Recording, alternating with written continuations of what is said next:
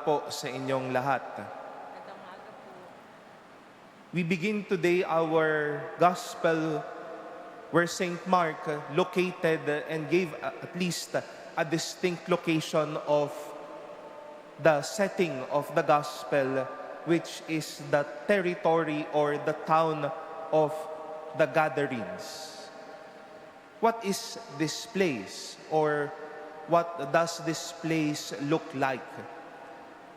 If we are to describe it and say, it is as if you would not make another or take another visit to this place because it is dirty, it's filthy, it's spooky.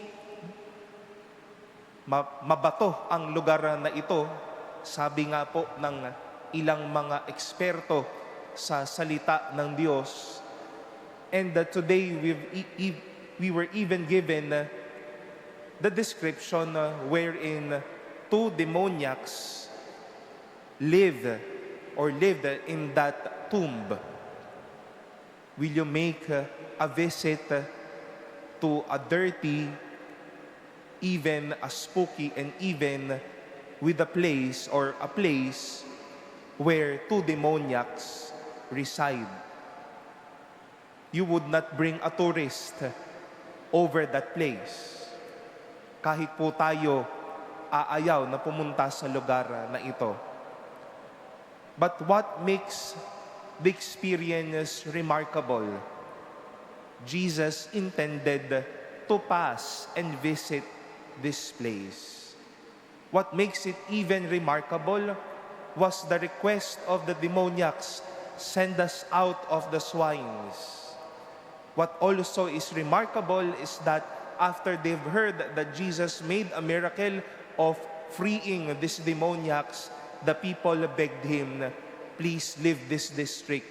We don't want this kind of mess and goodness that you are doing.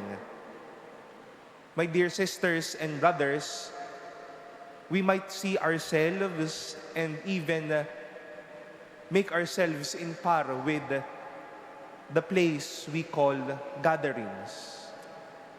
We may see ourselves too rocky, too dirty, too undeserving, too messy for this great Jesus to make a visit to us. Hindi naman po mamimili kung saan daraan o bibisita si Jesus. Sa pinakamaganda man o sa pinakapangit na lugar, pupunta si Jesus. He goes to the beautiful places to make the will of God proclaimed unto them. He even also goes to dirtiest places so that God's mercy may be true for them. We might be the undeserving. We might be the dirtiest. But Jesus wills to make a visit to you, to bless you, to heal you, and to transform you. We might see in our hearts a lot of stones that Jesus would wish to take away so that we can level it and embrace His grace.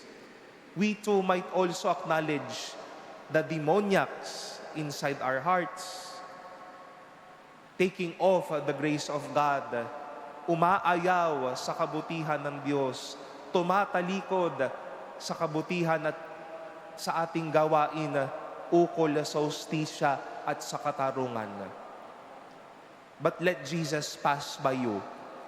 Let Jesus make His way to that gathering in your heart so that He too can perform our miracle. And indeed, as to what the prophet Amos said, in that experience, we let justice surge like water and goodness like an unfailing stream. We see in ourselves the gathering that we bear. But make it happen. Let Jesus pass by you. Let Jesus visit you. Do not imitate these people who told Jesus, leave this place. We do not want your work to be done here. But let us be the opposite.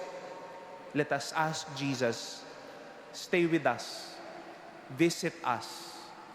We know our demons. We know our badness.